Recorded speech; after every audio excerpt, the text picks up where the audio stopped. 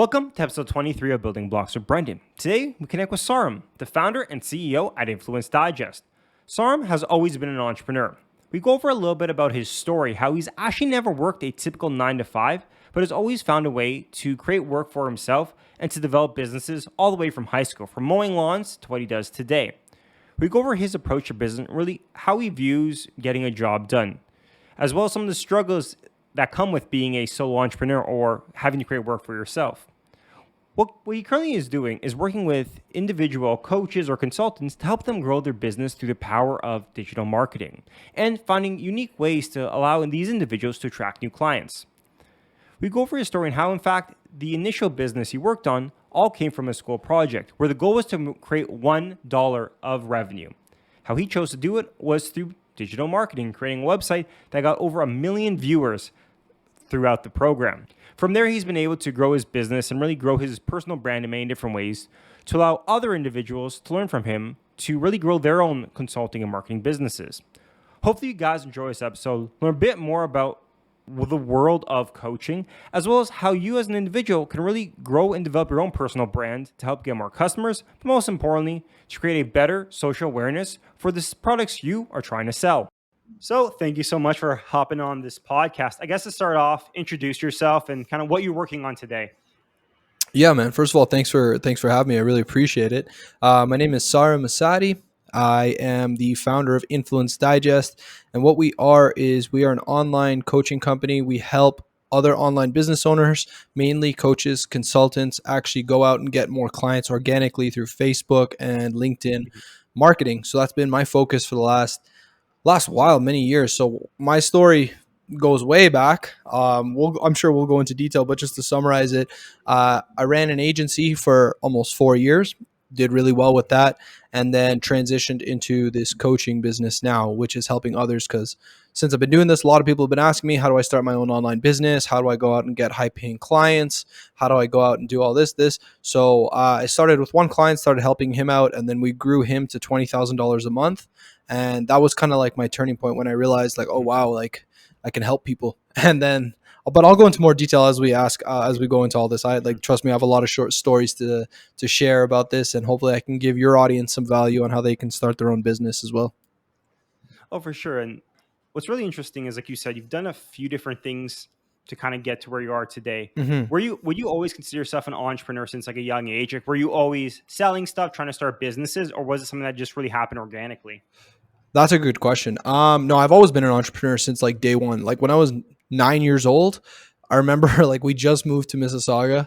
I was born in Ireland, actually, like Dublin, Ireland, and so my parents are Iranian, so they moved from Iran to Ireland. That's where I was born, right? So, but the goal was always to get to the United States, right? Like, you know how like immigrant families are always like, we got to make it to the promised land, and Canada counts. Mm-hmm. So they made it to Canada. But they didn't make it to Canada originally. They made it to Ireland. That's where I was born. And then from Ireland, we made it to Canada. So I remember when I was 6 years old, my parents came into my room. They're like, we're moving to this country called Canada. And I was like, oh, okay, sounds good. So we went and then went to Canada. And then I remember we lived in downtown Toronto for a few years. My dad's a doctor, so he worked at sick children's hospital over there. Yeah. So we lived right beside the sick children's hospital. And then when I was 9 years old, we moved to Mississauga. And then I remember, when we moved to Mississauga, I was like 9 years old. And the first thing I did, I don't know why, it was I started knocking on doors in the neighborhood, asking people if I could wash their cars. And I just wanted to make some money. And like, I didn't think anything of it. I didn't think, I'm being entrepreneurial. I was just like, it was just the only logical idea in my brain to start generating an income. So yeah, to answer your question, I've always kind of been entrepreneurial. In that sense, I used to like knock on doors. And then when I was in university, I ran multiple businesses. I remember I ran a lawn mowing company, just cutting people's grasses in Mississauga, and just a few other things, like whatever I could really do. Like I never really thought of taking a job. I think I've never actually worked corporate ever, like 9 to 5, anything like that. Mm-hmm. I don't know what it's like, to be honest. So, but no, that's just me. I've always had a knack for going out and to make money, and like on my own. I just find it like the thing is like, how can I say this? Like, I don't know what it's like to get necessarily get like a recurring paycheck. I'm sure like it would be very nice. I'm at the beginning, but I guess I kind of threw myself in the deep end from a young age, but I didn't know it at the time. So I guess looking back now retrospectively, I think I did good for myself by not knowing. Mhm. It was my Yeah. ignorance helped me out. Yeah, no, it's like you were saying, even similar with my family. It's almost that immigrant mentality where it's like you just, if you want to get something, just go and do it. Like you said, like, oh, Mhm. I need some money. Let me just ask them if I can wash their car or mow a lawn. It's always the idea of just, and I think, like you said, ignorance is bliss. If you knew how hard it was or how big of a challenge it is, it can almost, you can be afraid to go forward and try it. But if you're like, oh, like, why don't I just try it out? And if there's no expectations, typically tends to work out better because you don't know what to expect. I think one of the challenges we talk to, I mean, a lot of successful entrepreneurs, it's rare that they're like, "Oh, I'm starting this business so I can be a trillionaire or a billionaire." It's typically a story of, "Oh, I want to make money or I want to do something I was passionate about. I started this business, and because you were passionate, it grew to something that's huge or something that is making that revenue." It's very rare, or it's very difficult, I found, to have a successful business if you're so focused as I need to get rich quick. Although a lot of times it does happen like that where you just keep grinding and something does click eventually. Hmm. So throughout university, you said you kind of did a few things. So then once you graduate, like were you already did you already create an organization you were working with, or was it one of those things where your friends were getting jobs and you were like, damn, I need to do something now? Or how that transition happened from like school to working or corporate life, even though you never really worked corporate, I guess. Yeah, that's a good question. So yeah, in university, I went to Queens, Hmm. and no, it was like pretty standard thing. I had a couple businesses. We had like a tank top business. Me and my best friend, we ran that for a while. It was really cool. And then when graduation time came, because we had the tank top business in second year, and then third year, Hmm. I was just doing things on my own. Like I started like testing like online trading. I was always testing things in university. I Yeah. knew that that was like the testing time. So we Yeah. ran the first clothing business, and I was like, oh, this is cool. We actually made good money from that. I think we made like 10K in a day, and like that was really cool. Damn. And Hmm. we were super like, imagine being 19 years old and you make that in a day, and we were just like, wow, that's like super cool. And then but then like we kind of stopped because my partner he went on exchange to Hong Kong. So Hmm. I don't know. I just like we kind of stopped that. Then in third year, I was like, I don't know why I got fascinated with trading like currencies and stuff like that for a little Yeah. while. So I invested into a coach. When I was in that was my summer. I told Yeah. this I went up to this coach. He was in Etobicoke, and I was like, hey man, can you Hmm. teach me how to trade currencies online? He's like, sure. Hmm. So he started teaching me, and then I was good. I made money, and like in fourth year as well. That's kind of what I was doing with my time. Like I was in class trading like gold and silver, and like it was Hmm. cool, and I liked it for a lot. But honestly, kind of hit a point where I was like, this is not good because your money is like you're when you have a business, you're in control, right? You know what I mean? Like you are Hmm. fully in control of how much you can make, how much you can. When you're trading, yes, you can be the smartest person in the world, but there's still a lot of unpredictability that you're leaving Hmm. your income up to. And that Yeah. kind of scared me. I remember I read a book by Ray Dalio. It was called Hmm. Principles. And he said that he was like one of the best investors in the world. And he's like, if you have all your indicators right, if you have all your homework done, if you have all this stuff, he's like, you might have a ghost of a chance of being getting good at this. And I was like, Hmm. yo, he's right. And I'm not even that good. I'm just like average. So I was like, yo, so I knew I had to do something different. So when graduation time came, I didn't know what to do, to be honest. I knew I was 100% certain that I wanted to have my own business. I had no idea Hmm. what about anything like that. So I actually did. I took a master's at Queens. It was a master's in business entrepreneurship, and they were the whole Hmm. point of that was to help you start your own business and all that kind of stuff.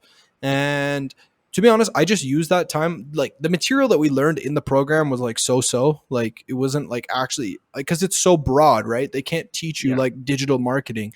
They can't teach you big like it was just like how to start an or how to start a business, and like Hmm. it's just so broad. So no fault to them. But I kind of use that time on my own to like learn a lot about digital marketing, and that's where I kind of like realized I was like, you can actually make money from the internet like pretty well if you know what you're doing.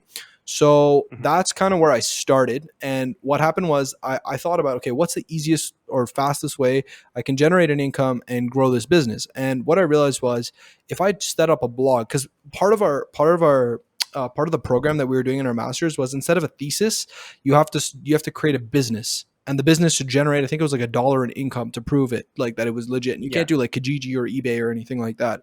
So that was kind of like our thesis. So I remember like at one point I got called into the office and they were like, Saarim, we're kind of worried about you. You don't have a program or anything going for you. You have no business and there's only 3 months left of the program.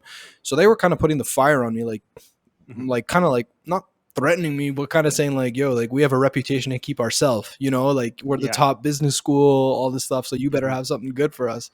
So anyways, I went online and was like, okay, what's the fastest thing I can do? So I looked up and I saw like, okay, I could start a blog. And like those ads you see on the sides of blogs. Yeah.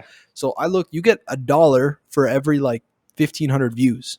So I was like, that's not that hard. I can get 1,500 views on an article. Like I can just keep pumping an article and get that. So I built this blog and set up Google AdSense and stuff like that. And yeah, I hit it. I hit the 1,500 views. So I presented it, all these stuff. They didn't date, like, honestly, like the people who were like examining me and marching, they had no idea what I was talking about. I could tell. Like I was like, so this is AdSense. This is how you make ad revenue online. And they were just like, we have no idea what you're talking about, man. But okay, cool. So I did that. And then when we graduated the program, I just decided to stick with it. I was like, all right, let's see how far I can possibly take this. And then within 6 months, we got 1 million readers onto the website. And that was kind of cool, right? I was like, wow, like we actually have 1 million people like who hit this website, and we were doing really well. But from the outside perspective, from the inside perspective, we're still like broke. We were making like $450 a month. And, but the fact that I had 1 million readers was kind of like, it was like social proof. So what started happening was I started getting calls from universities and colleges across like Toronto, Ontario, and they were like, hey Saarim, can you come and like give a lecture on digital marketing? So that's kind of where I started making good income, because they were like paying me $1,000 per lecture to go talk. So that was cool. That was like, okay, this is some good income coming here. So that was awesome. And then I did at George Brown as well, and a couple places. And then one time I did one at Queens, and Queens is a downtown Toronto campus too. And one day after one of my lectures, I got a call from someone, and he was like, hey man, I wasn't actually at your lecture, but a friend of mine was, and he's a professor at Queens, and he says you can help me get some clients online. And I was like, what are you talking about, man? I just had a website that had got like some viewers. And he's like, yeah, man. He's like, I hear you can help me get some clients and stuff like that. And I'm like, okay, well, like, what do you need? And he's like, look, I'm a professor at Queens, but also I'm a consultant on the side. And he's like, I didn't realize this, but most professors actually make a good percentage of their income from consulting outside of university teaching. So he's like, can you help me get some clients online? And I said to him, I was like, look, man, like I could try, like no promises here. So he's like, here's what we're going to do. I'm going to transfer you a couple grand right now and use me as your guinea pig. He's like, I don't really care. He's like, if it fails, it fails. If it doesn't, if it works, it works. So he's like, I trust you. You seem like a smart kid, and let's see what we can do here. So I was like, okay. So I built out this whole like LinkedIn game plan for this guy. No idea if this was going to work. Like no clue whatsoever. Then like we ran it, and then a couple of weeks later he calls me. He's like, Saarim, I just closed a $50,000 deal in New Mexico because of what you just taught me. And I was like, what? I was like, that thing actually worked, what I taught him? And he's like, yeah. And I'm like staying quiet. He's like, dude, my phone is blowing up. Things are going crazy. Like whatever you did, man, let's sign on for another round. And I'm like, okay. So that was kind of my start with the agency. Kind of happened by accident. And then he started referring me to people, and I started advertising, and then we had this agency growing. And this is where it was pretty cool, right? Like we were running that for a while. And so I went all in with the agency. We did this for a while, like a lot of years. I can't even remember how many. And then what happened once was I was running the agency even when I got to Columbia. And what happened was when I got here to Columbia, the agency shifted a little bit because I was trying to make everything digital, because before we had a video studio and all this stuff, and I didn't want to have a physical space. I just wanted everything to be digital. So I was trying to figure out how I can make it digital. That was the first thing.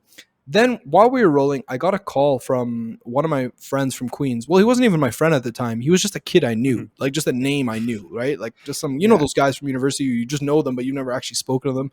So So he called me and he's like, "Hey, Sir, man, like I've just been senior success. Like I know we haven't spoke too much, but you know we went to Queens together, so on and so forth." He was younger than me too, a couple of years, and he was like, "Do you think you could help me, you know, start my own online business?" And I was like, "Bro, like." No, I'm pretty busy. I just said no. And he Yeah. was like, no, like, come on, man. Like, I'll pay you money. Like, it's not a problem. I'm like, no, man, it's not Hmm. about the money. I just can't, like, I'm busy with this agency. So he Hmm. kept persisting and stuff. And eventually I agreed. I was like, okay, man, let's do it. Let's do it. Let's cool. I'll help you out. So I started coaching him and I just showed him everything. I was like, look, man, this is how you run a business. This is how you create an offer that people want. This is how you Hmm. sell products over $1,000. This is how you Hmm. get clients through the door. This is how you do all this stuff. And I just like, well, I would just help him out. Like every Friday we would have a call and I would just Hmm. kind of set him up and be like, hey, go do this. I would literally say, go do this, and we'll have a call next week and then give me an update of how it worked. And then in just a couple months, man, he hit 20K like a month. Like for a Oh, 23 or damn. 24-year-old kid to hit 20K a month is no joke. Like, Hmm. and that kind of like opened my eyes. I was like, whoa, like this coaching thing, like I can really help people. Hmm. And that's kind of when I decided like I like coaching. It's more fun than doing being an agency because when you're an agency, Hmm. again, no disrespect against agencies, they're unreal, but when you run an agency, it's very much it's just doing work for people. You're just employed by people. You just do work and Hmm. you're in and you're out. It's cool. It's fine. But when you're coaching, you I don't know. You just feel more. I feel more fulfilled. As weird as that sounds, like I feel Hmm. more happy, like helping. Like when he told me, like when, like you know, I'm just chilling on my couch, and you get a text message being like, "Sarim, I just closed the 5K deal. Thank you so much for like giving me that advice on how to close the sales call." I'm like, dude, that oh, no problem. You know what I mean? Like I get happy Yeah. about that. I get excited. So what happened was I started coaching more and more people, took on more clients, and I had the agency and the coaching business both at the same time. Hmm. But the problem was they were both cannibalizing each other. Every time I worked on the agency, the coaching business would suffer. Every time I worked Yeah. on the coaching business, the agency would suffer. So I knew I had to make a decision.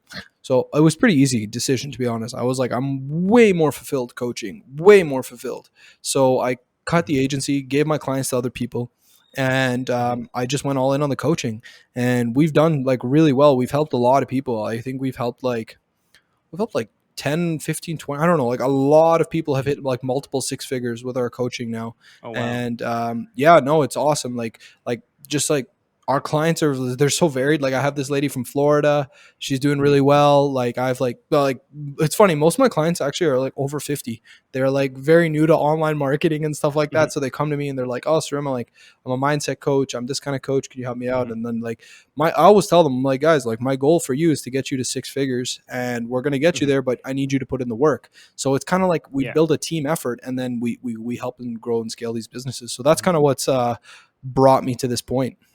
Hmm.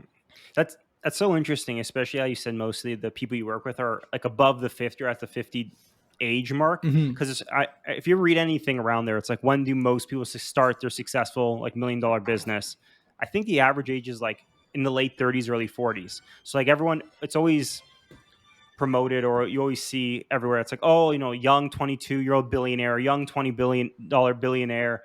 But most of the successful entrepreneurs, you talk to a lot of the billionaires, even millionaires, you're me in your life. Most of them start later in life just due to the fact that knowledge is very important. And it's very hard to know a lot in your early 20s. Although everyone thinks they know a lot, once you get past that, you're like, oh, damn, like industry knowledge is useful. And also having some cash to help support a business is also very meaningful.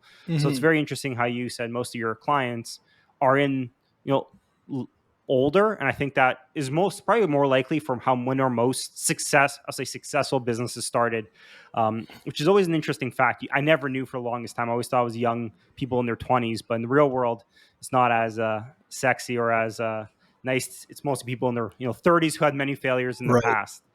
So, like you said, you're now in South America, kind of working from there. Hmm. And we kind of went over before the podcast started about how COVID you were there, then COVID happened. But one thing that was interesting is you said that there's like a different culture Hmm. compared to Canada and Ontario. Have you found that the being in a different culture has made you a more successful coach, just having a different perspective, or have you found that the fast pace of coaching and maybe the slower pace of Colombia like mixes well? How have you found working, I guess, in a different country, or even different, different country versus kind of working in Ontario with how you work with your clients? Yeah, that's a really good question. I would say, being here has helped me so much. I cannot even begin to Hmm. explain, right? Because when you are I actually read this quote after I got to Columbia. It was like an Instagram quote, but it was so true. It was like, look, when you're in your hometown, when you're in the same place you grew up Hmm. with, you hang out with people who you've just grown up with or who you know due to association. People you went to Yeah. school with, people you know from childhood. These are the people you spend time with. But when you leave your hometown and you go to a new place that you're not well acclimatized to, you decide to spend time with people who you share interests with, people who you share Hmm. goals with, right? So that's the difference. And I didn't realize that, but it's so true because when I was home, the people I was spending time with were just people who I just spent time with because like I Hmm. was used to them, right? They're still my friends and all of that. But now the people I spend time with or talk to, like they're high achievers. They're doing things like Hmm. I'm like the smallest guy in the room amongst my Hmm. friends. Like, and I love it. Like I have like one friend. Hmm.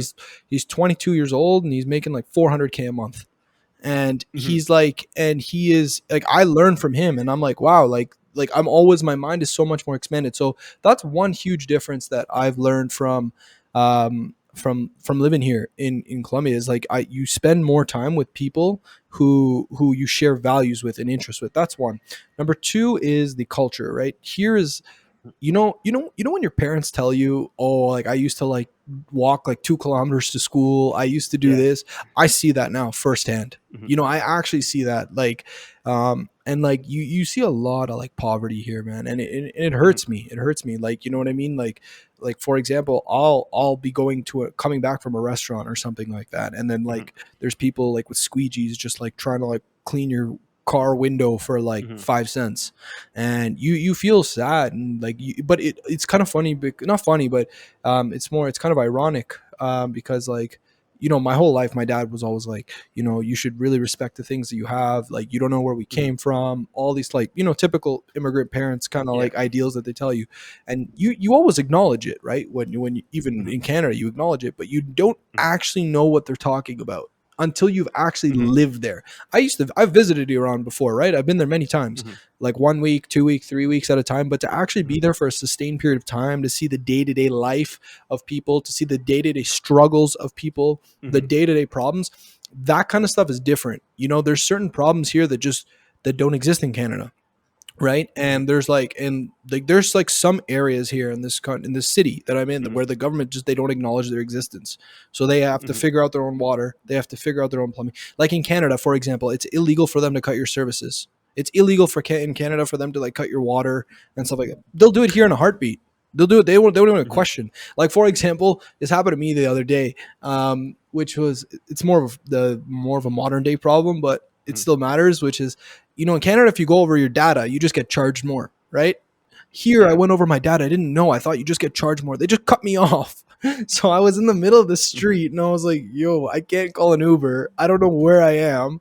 And like, there's no Hmm. data. And you have to go to like a store and like buy some data. It's weird. Anyways, Hmm. so that happened. But yeah, like ultimately it gave me a lot of perspective. I'm a lot more humble now than I have ever Hmm. been. You know what I mean? Like, I don't take anything I have for granted. I'm a lot more calm. I'm a lot more, Hmm. how can I say? I'm just like, I just understand the stories and perspectives that my parents like ingrained in me from childhood Hmm. a lot more now. Like, I fully, like, I get it more. So I'm a lot more appreciative of everything they sacrificed for me and all Hmm. that stuff, like 10 times more, because everyone here, man, as soon as I say I'm from Canada, they're like, it's like I'm a king. They're like, you've made it. Hmm. Like, you're like, just to say you're from there is like, you're already at some like elite level. Hmm. And it's kind of like, to us, we don't care, right? We're just like, Yeah. everyone's from Canada, from Canada, you know what I mean? Like, Yeah. everybody you meet, like, but when you come to a place like this, it's like, that's the goal, right? The goal is to Hmm. go there. The goal is to be somewhere else. So I don't know. That's just like one thing that I found very, very interesting and put a lot of things Hmm. in perspective for me. Mhm. Oh, for sure. It's always that interesting thing, like, with I guess my father, coming over from Croatia, and that same journey where you're like, oh, like, so you moved to Canada. You don't understand, like, I mean, whether becoming from communism or like a different, like, your country was like, you couldn't be successful there moving. You don't realize how impactful that was until you see other countries and you're like, oh, like hearing other people's stories when they're in that transition is always so impactful because like, well, I realized the sacrifice my parents made or grandparents made. Like it wasn't just like a fun vacation. It was like life or death, or like legitimately make or break choice for them. That's so much more intense. You can always hear the stories, but until Yeah. you see it, it's way different. So, you're doing your coaching business, things Mhm. are going well. When you started kind of coaching people, what are some of the big challenges? Like when I always think about coaching, some of the challenges are like people always be like, why should I listen to you? Or, what can you do for me? Like I need guarantees. How have you kind of found your clients to really understand first what you want to focus on and kind of have that journey? Because I assume, like you said, you started off with one client, then once it became a full-time business, how do you choose who you work with versus don't want to work with or don't work with at this point? Yeah, you're really good at this. When it comes to coaching, I guess imposter syndrome at the beginning is a real thing, Hmm. right? Even I was like, who am I to coach people in business? Like, who am I? Hmm. Like, I'm like 27 years old. Like, at the time Hmm. when I started, I was 25, and I was like, who am I? Who am I going to coach people? Like, I don't have any experience, all this stuff. But then I Hmm. realized, like, it's not about that. It's about the results you can get your clients. Hmm. That's the most important thing. Like if you can help, like all these things are semantics, right? At the end of the day, it's all semantics. How old you are, Hmm. experience, all the bottom line is, can you help people get a specific result? If the answer is yes, the answer is yes. That's one. Number two, when it comes to coaching, you have to also understand that um, the results your clients get is based on both of you. It's based on the information and support you Hmm. give them and the work that they put in themselves. So I give my clients basically everything I possibly can. I give them, we give them one-on-one coaching, we give them Hmm. group coaching, Q&A sessions, online info, like courses, Hmm. updates, everything, right? So I always tell them we will uphold our end of the bargain as long as you uphold yours, which is to take action on what we teach you, Hmm. right? And then in terms of guarantees and refunds and all this Hmm. kind of stuff, right? This is an important thing when it comes to coaching. You, especially with us, we've thought about this in many ways as a team. Like, what's the best way to offer Hmm. guarantees? And it's like, well, look, the most important thing is, are you putting in the work? That's what I ask them. Like, are Hmm. you doing the things? Like, I give them very specific tasks to do. Like, I need you to Hmm. post content, 5 times per week. I need you to talk to 20 to 25 people. I Hmm. need you to make offers. I need you to do this. I need you to that. If they're doing all of these things on a daily basis, can show me proof that they're doing it all on a Hmm. daily basis, and it's not working, then we need to go in and figure out what's going on. So our guarantee is, Hmm. like, if you don't see results, not we as a company, I will not pawn you off to another coach or something Hmm. like that. I will personally sit down with you and we'll get to the bottom of this. We'll figure this out. Hmm. Right? It's not a matter of like, you know, it's not working. It's a matter of why. And let's get to the bottom, because Hmm. there's no reason why it should not work. If you have a good offer that people want to Hmm. buy, you have a strong marketing system, you're producing good content, you're speaking to the right people, and the right people are seeing your stuff, there's no reason why people should not buy from you. So if there's something wrong in someone's business, Hmm. we need to go and identify it. And that's where I will come in. That's the kind of guarantees. Hmm. Like, I'm not going to pawn you off to anyone else. I'm going to step in there and I'm going to personally work with you to make sure that this thing's rolling. Hmm. And we're kind of speaking about, it sounds very similar to a lot of the like incubators or accelerators Hmm. I've heard speaking a similar idea where there's like pretty strict targets or goals. And a lot of that, what I like what you said is the goals aren't, and mostly what I've seen for example, goals, they're goals that it's dependent on your effort. It's not like get, depending on kind of what it is, but a lot of times it's like, like you said, post content, reach out to 20 people. It's not, and eventually it is like close 5 sales, but the idea is like, what targets can you physically control? It's not, So like you said, true. luck. It's like, okay, reach out to 20 clients, have 20 sales calls. If Mhm. they're successful or not, that's a different issue. It's more, are you getting out there and Absolutely. putting in the work? And I like how you broke it down, because I feel like a lot of times when you're trying to reach a goal, like for anyone even in entrepreneurship or in business, it's like, oh, I want to, reach like 50,000 in sales this week or this month. But a lot of times, if that's just your goal, it's hard to say, okay, how's my effort today impacting end of the month? Like, what should Yeah. I do to get there? We're having goals like, okay, 20 calls, 20 meetings, 20 demos booked. It might not get you, it's not guaranteed you'll get to that, but at least you can say, oh, okay, I've had 20 calls and I got to 25K. Well, I need Yeah. 40 calls now. How am I going to get to this number and kind of work there? I And think you're it's spot really on. interesting. Yeah, it's really interesting how you like you said, how you broke it down is like, okay, if it's not working, like the math should add up. It should always work. Now, there's obviously like outside outside forces, but that's so rare that something like completely unforeseen would ever happen. If you're putting in the effort, you should see results. How as things grow and obviously your time becomes more and more precious, I Hmm. feel in the beginning you're happy to coach everyone. Hmm. How do you say no to a certain client who wants the effort, who maybe wants your services, wants to work with you, but maybe they don't work as hard as you'd want them to, or just not a good fit? How are you able to say no? Because I know as an entrepreneur, like guaranteed money is always nice, and saying no to cash in hand can always be difficult. Hmm. How have you been able to say no to certain people?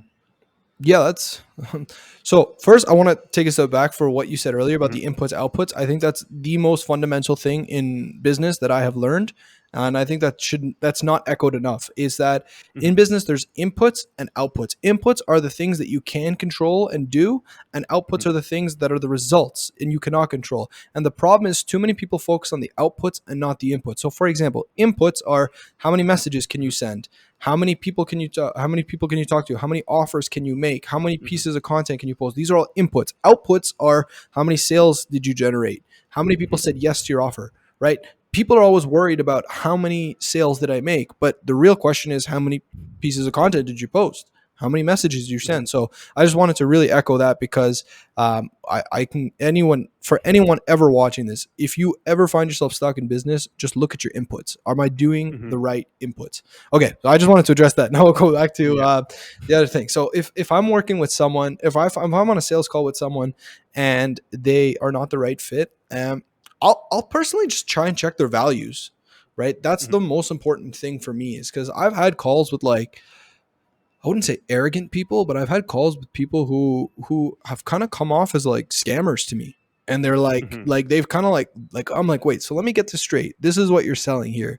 And like it's some Hmm. like hyper intensive pyramid scheme business. And I'm like, you're not really helping anyone here. Like Hmm. you're not selling a product or service. You're simply selling the idea of selling to another person or something like that. And I've Hmm. gotten to the bottom of it, and I'm like, I don't buy into this. So like, I've just Hmm. told them, like, not in a negative way, but I've, like, for Hmm. example, I would like, if I've like, which has happened before, I've told them like, hey, look, I don't think I'm the right coach for you.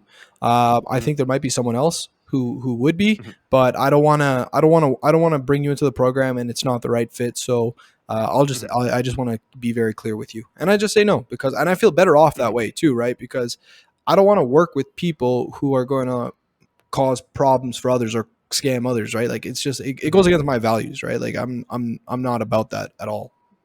Hmm.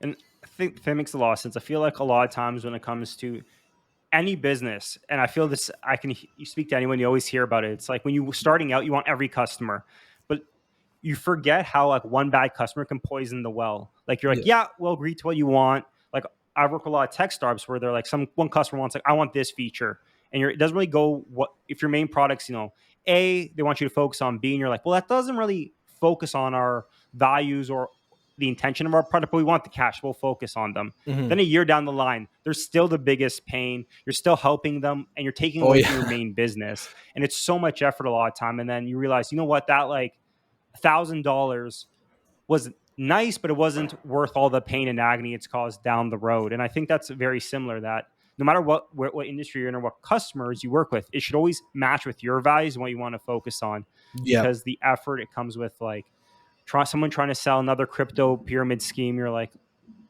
it could, I don't understand, it could work, it could not, but I don't want to commit my time to something I don't believe in. Or at least one thing I heard from a lot of investors, which kind of echoed what you said, was that they want to invest in things they don't understand.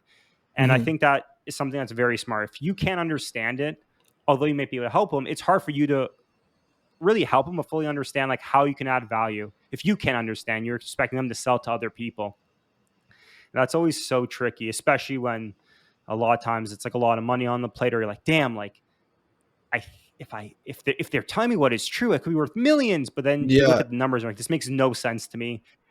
And I Yeah. know a lot of times, especially with, I mean, it's really hot right now, is the crypto thing is like, sure, there is legitimate uses for it, but a lot of times now depending on who you talk to, it's a lot of times it's like all hype. If you don't understand where you're putting your money, it's just a gamble at the end of the day. So Oh yeah, for one thing with sure. one, and I always hear kind of growing up, I mean, we're a similar age, was like when I was in high school, crypto was a thing. And I was like, whatever. And everyone looking back is like, I could have been a billionaire. If I put all my, my piggy bank money in there, I could be something now. But it's the same thing where it's like hindsight's always 2020. It's hard to be like, you didn't do it for a reason. And it's always so funny. Now, looking back, Hmm. that's like always my biggest Yeah. regret. But then my parents are like, yeah, but that's the same thing with anything. Like if you did better in school, you could have landed a better job. Suck it up and do better in the Yeah. future. But so one thing I always found interesting about coaching was that it's very, like you said, very one-on-one, very time-consuming. How do you Hmm. like a scale a coaching business? Do you just work with bigger clients, or do you just develop a team to work with more types of clients? How does that like the future look for you? I'm glad. I was hoping you asked that. So yeah, no, that's how you want to scale a coaching business. So basically, the way I'd say anyone should do it is from 0 to 10K a month. Hmm. You should be doing it yourself, right? You don't need anyone else. Maybe you can have someone help you with some marketing and stuff like that. And Hmm. then from when you want to get to between 20 to 50K, you a month, you need to scale, right? You need to have I'll tell you, from an operation side, there's two sides. There's the marketing, sales and marketing side, and then client fulfillment side. From the sales and Hmm. marketing side, you need someone to actually help you produce content, send messages, so on and Hmm. so forth. You got to hire someone from that side. Now, from the client fulfillment side, which is like, do you hire more expensive? No. What you need to do is Hmm. you need to extend your model. So, for example, what we do now is we offer group coaching, right? Because we have a lot of Oh. clients enrolling into the program. I can't take one-on-ones with them myself as Hmm. much anymore. So what we do is we bring them into a group. So it's like a group. So like for example, every Tuesday and Thursday at 11 a.m. I'm live in on Zoom with all my clients, right? And we're going Hmm. through lessons. We're teaching all of them. So we can scale that model pretty fast, right? Now, what's going to happen is the next cap that's going to come is that's going to Hmm. get saturated. That's going to get not saturated. It's going to get filled, right? So what Hmm. you want to do after that is you want to hire another coach, someone who's actually trained and able to do what you want to do, and then ultimately the thing about a coaching business is that it's hyperly profitable because you have your overhead costs are extremely low, right? You're basically Hmm. selling information online. You're not selling like a product where you have to like pay some upfront Yeah. cost and the fees and all that stuff. So that's what I'm saying. Like, it's the coaching model is really built in a way for people to succeed because 0 to 10K you can do the whole thing yourself, and that's a lot of money to make 10K a month, right? Like that's no joke. Like Hmm. that's like a really high paying job would pay you that. Hmm. Now 10 to 20K, yeah, you only need one or two employees. That's crazy to make. I mean, Hmm. sorry, 20 to 40K is like you only need one or two employees, and then from the 50K to 100K a month area, you're going to have a bigger team of like 6 7 people, but that's still Hmm. really relatively really cheap, right? So ideally the model to scale this is to do it yourself up until a certain point, till a saturation point, Hmm. then do group coaching will definitely open up a lot of time for you, then hire another coach, and then like for example uh I personally think I'm babyfish in this industry. Like there are Hmm. people who are like who I look up to a lot. So I try and model off them, right? I don't try and reinvent the wheel. Like I've invested into a lot of coaching programs in my Hmm. life, and like for example, one of the coaching programs I'm a part of, this guy has 5 coaches already working under him. Monday he has a Hmm. mindset coach. Tuesday he has a Facebook ads coach. The Wednesday he has a Oh. a content coach. Thursday is this. So every client, if they wanted to, they could literally show up to coaching every single day. Like there is a coach ready for them Hmm. every single day.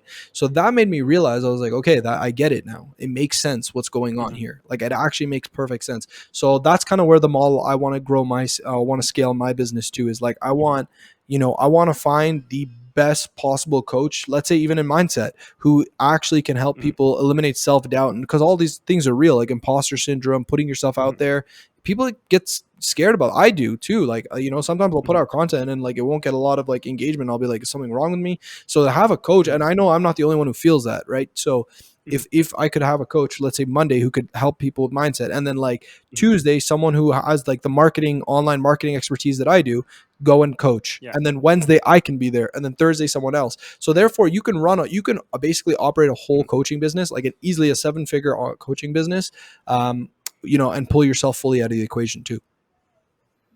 That's so interesting because I always feel like you said, it's what's interesting about coaching is you talk about mindset and many other features. I think typically that's you wouldn't picture that as a part of a business coach, but it's so real. I mean, a lot of people I talk to, whether in the mental health space or in like the nutrition holistic space, everything's interconnected. Like your mental health is connected to your physical health, which is connected to your diet, which is connected to your sleep, which is connected to everything else. And it's the same for business. Like to run a successful business, especially as a sole proprietor, as an individual, you have to be running well as well. It's very Hmm. hard to be like sleep deprived, burnt out, miserable, and have a successful business. And if you have employees who look up to you, you Hmm. have to be able to at least have a depending on at least a smile on your face or seeing someone who can lead them. So it's always I like how you brought up like mindset coach and all these other things to really better the individual to help them run their business more successfully. Now, how you started out kind of interesting. You almost started off like you like a marketer making a blog in the beginning. Hmm. To this day, would you say you're still kind of heavily focused on that? Like in the world of social media, LinkedIn at the end of the day, is still just really social media. It's really the attention economy. Hmm. Have you found that like one of the big difference between whether like maybe success versus not success is being able to understand these new platforms? Like everyone always talks about or makes fun of like TikTok stars, like, oh, they're just dancing. How Hmm. are they making money? But some of these people, let alone or even Twitch, they're making millions of dollars a month, and it's Hmm. because to be able to get to the attention. How have you been Right. able to stay up to date with like marketing and I mean digital marketing? Even since we were in school, or even like 5 years ago, is dramatically different. Do Yeah. you find that that takes up a lot of your time, just constantly learning to be the most efficient with it, or have you been able to grow more to the point where more word of mouth and name recognition is kind of what's growing your business today? Yeah. So what I would say is you're absolutely right. Digital marketing from when when did you graduate university? What year was it? 2015, I think. Oh, okay. So Yeah, you're just when 2015. you're one. Are you born in Yeah, '93? 93. Okay, yeah, 94. Okay, yeah. So yeah, Mhm, no, from when we graduated, it was yeah, it's so different. It's so different. And I think look, there's no wrong or right answer anymore, right? You could go and make $1 million on TikTok. You can go make $1 million on LinkedIn, Facebook, Twitter, you name it, Reddit, mhm, Snapchat, whatever. The reality yeah, is you just got to commit to one, right? That's the reality. You mhm, got to commit to one, and then when you're really good at one, you can go to the other, right? For me, it's just Facebook and LinkedIn. I don't touch anything mhm, else. Like I do a little bit of Instagram, but I'm not that good at it yet, so I don't mhm, advertise it. I don't do too much. But my bread and butter is Facebook and LinkedIn, and we crush it on those. So that's kind of our focus. And to keep up to date with it, honestly, is I do keep up to date. I study it a lot and all this stuff, but mhm, honestly, I just follow my mentors. Like I have a lot of people who are ahead of me, right? Like for example, like mhm, people, other coaches who are doing what I'm doing, who are, making more money, having like more clients, all that stuff. I will just look at what they're doing or talk to them because they're my friends, right? We're all like mhm, friends with each other, even though we're competitors, we're all friends. And they're all like mhm, telling me, they're like, for example, like last week I was talking to one of my friends, and mhm, he does much more than me in sales and all this, and he was telling me, he was like, so I was telling him how I got sick like a couple of weeks ago, and like how mhm, my whole business was like things went like haywire because I was out. I would like customer support went down, all this stuff. And he was yeah, like telling me, he's like, Sarim, no man, you got to hire this person, you got to hire a customer mhm, support member, you got to hire this. He's like, you got to get these things ready so if this ever happens again, you're good. And he was like, okay. He was like, increase your price by $1,000, do this, give them more value, all this mhm, stuff. And I was like, oh, I was just taking notes. You know what I mean? Like, and then in like a 5 minute conversation I had with this guy, I learned so much that I just instantly applied and saw results. Right. So that's why, like, mhm, yeah, of course, keep up to date with all the stuff, but also like there's there's other people who are doing the heavy lifting for you. You know what I mean? Like, mhm, there are people that are investing, like their teams are already investing mhm, hundreds of thousands of dollars, if not more, already into keeping up with Facebook, LinkedIn, Instagram, all these ones. So mhm. just piggyback off them. You don't need to put in all the work yourself. And that's so true. I think first making friends is so important. Like being a nice person and a genuine person always sounds silly when they're like, "Oh, how is being nice effective?" But just being able to, like you said, connect with someone, be like, "Hey, I need some advice." What are your opinions? Getting genuine advice from people is obviously Hmm. sometimes so much more valuable just because they first know you, know your business, and can give you advice to actually, like you said, you can implement day one. It doesn't have to be this whole like 17 down the rabbit hole, 17 YouTube videos just to get one answer. That's why I always found like building community, especially where everyone's humble and realizes like, hey, I used to be a small fish. Now I'm a bigger fish. Now I'm going to give back. I'm going to talk to people who are smaller because you never know, one day they can overtake you. So it's always good to at least kind of watch what the young crop of coaching or even young crop of businesses are doing so you can learn both sides. One thing you brought up, which is always challenging, is that the ability to give up some control, whether it be hiring others.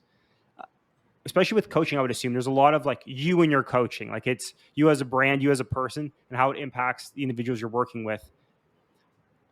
As you grow, when it comes to whether it be hiring other coaches, hiring employees, how are you able to ensure that like your brand or your mindset for your brand of coaching is continued? Like, have you thought about that? Kind of how do you build that up? Because I feel one of the challenges with any startup is when you start hiring, you can lose control of the mission, vision, and values that you started the business with.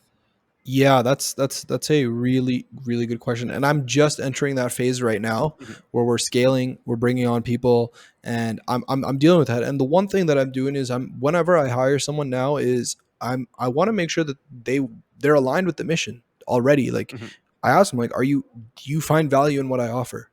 Right? Do you genuinely like what I do for a living, what mhm, this company stands for, what we do? And I make sure about that before I even engage because you can be super smart, right? Like I actually believe when people mhm, say it's about attitude, not intelligence, EQ is higher than mhm. IQ. I actually agree with that. I never used to. I was really like, it's a nice way to make people who are not so smart feel good. Yeah. But it's actually true. Like I'd rather have like someone 7 out of 10 intelligence, but 100% Mhm, commitment to the company than someone 10 out of 10 intelligence and 50% commitment to the company. You know mhm, what I mean? Like it's just way more. So that's kind of what I'm doing now is I'm making sure that the people that we hire for this team are genuinely interested and value our product. And when they value it and like they feel like I want our wins to be their wins. I don't want, oh, we made like a mhm, sale to be like, all right, cool, makes no difference to my day. I want them to be like, I want mhm, them to rally behind the mission. So that's I've mhm, really been effectively trying to do that. I'm still learning, to be honest. I'm like mhm, I'm at that point right now that you're discussing. Like I'm in there. I'm in the mhm. thick of it right now. So Yeah. maybe in a couple months I'd be able to give you a more concrete answer. Mhm. Yeah, no, I mean, it sounds good. It sounds like you have like a good method in place at least. And I know hiring, I always thought was the dumbest thing when they said hiring is the most important or your people are the most important asset to your business. And I'm like, but what, how does it make any sense? But going from startups that were 10 people to 20 to 100 multiple times within my career, it's really true that like having the right people, especially in the beginning, can make such a big difference at the end of the day, just because how much they impact the culture, but also how much they impact the values, especially once you start growing to 5 to 10 to 20 people. Similar to your coaching, you said like you can't spend one-on-one time with everyone. Hmm. Same with your employees, you can't spend one-on-one time with everyone. So you want to ensure that the people under you or the other people are, I'd say not obviously almost something exactly like you, but a mirror of the values at least, just so that everyone in the company is aligned to the same North Star. I think that's where a lot of challenges happen when there's Yeah. different North Stars with different focuses, or when the foundation of culture tends to be a little bit shaky. So you're in Colombia now. You're your coaching business now your main focus. Kind of what does the next year, 2 years look for you?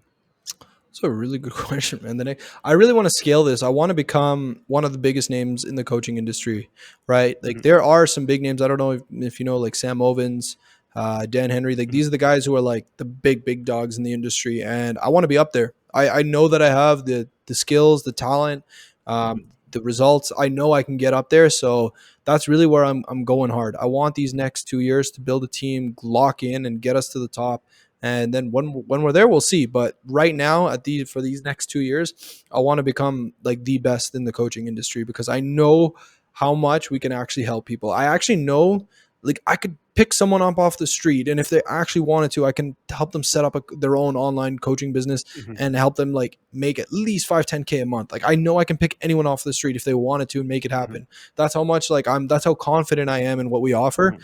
And I know that with the right resources, the right team, we can actually become the biggest in the industry.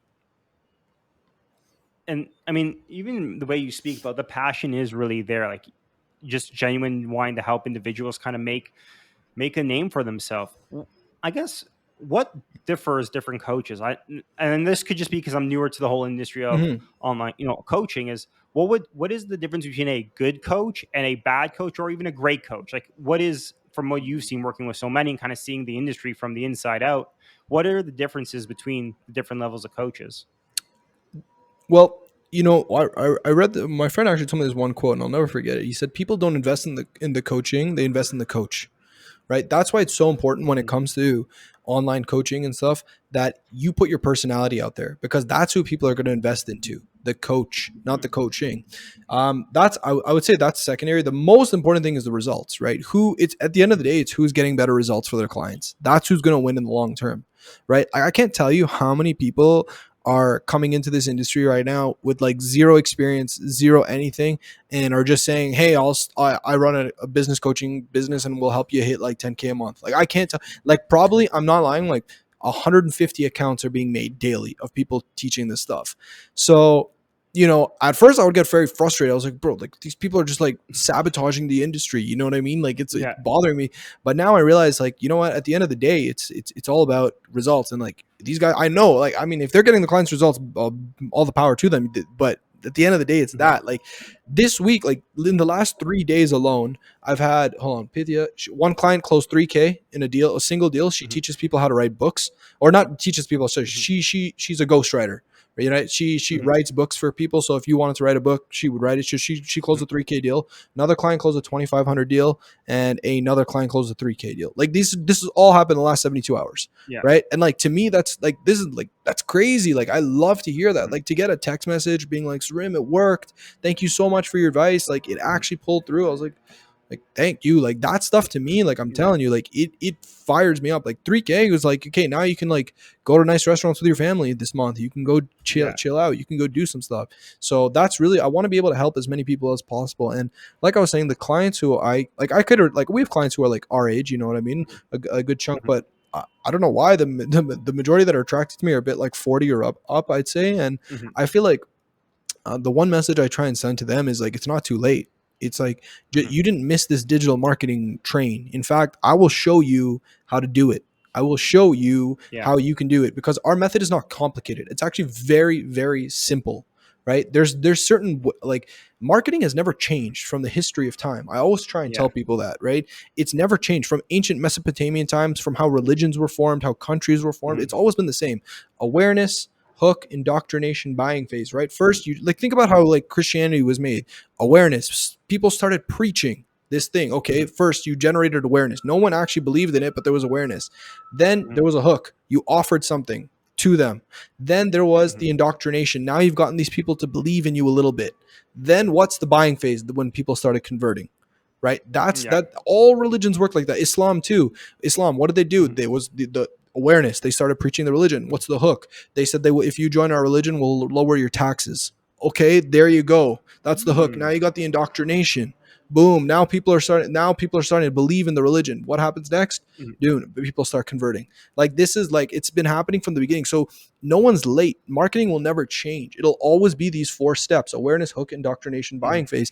Is just the medium might change, right? So right now, Mhm. like we say, it's Facebook and LinkedIn, but who knows? Maybe like some new social media called like Yakzoo or something comes out tomorrow. Yeah. You know what I mean? But it's not going to change. And that's so true. I think people like to overcomplicate the actions versus like the method. Like you said, marketing's never really changed. Most sales haven't. The processes are always the same. It's just different mediums to go through. And I think that's always good to know. Is if you know how to, like they always say, is like if you know how to do something, like why so many athletes are successful business owners at the same time is like once you learn how to work hard, it translates to everything else to some extent. But if people want to follow your journey and kind of learn more about the work you're doing, your coaching, where can they find you? What's the best place to get in touch and best place to find your information? Yeah, so best place to get in touch with me is on LinkedIn. Just message me on LinkedIn. I'll personally respond to you. Won't be anyone else. I'll get back to you, and I'll tell you a little bit more about our coaching program. And yeah, I'll be happy to help you guys. Anyone who's looking to start their own business, like truly, our goal, like I said, is to get you to that six-figure mark per year, and then scale you up from there. So we have two programs. We have our entry level program, which is where we get you from 0 to 10K a month, and then our up level Mhm. program is where we get you from 10 to 30K a month. And that's really where we focus on. And like I said, I'm extremely passionate. Like I've always loved building businesses, and now I've realized how much I love helping other people build Mhm. businesses too. And I think that for anyone watching, it's not it's not hard. It just requires systems, processes, and it's not long either. You don't have to wait, a year to see a return on your investment. You can do this like now. So, whether you go with me, anything else, start on your own, it doesn't matter. But I'm saying, like, don't let this slip you by, because there's a lot of opportunity here. Everyone has a gift that they can share, right? You don't understand how much people are willing to invest in something that you have, like what you have, and like, you know what I mean? Like what you could package and sell into a coaching program right now. I'm telling you, whatever, like this stuff right now, like how to start a podcast, what you're doing right now, you could make a coaching program and sell that. Like that's people want to learn from you and everyone else. So anyway, I've kind of ranted on for this for a while, but I'll wrap it up and say, yeah, if you want to contact me on LinkedIn. First name is Saarim, last name Asady. I'll be happy to message you. And even if you just want to message to say hi, thanks, you enjoyed the podcast, I'll happily get back to you with that too.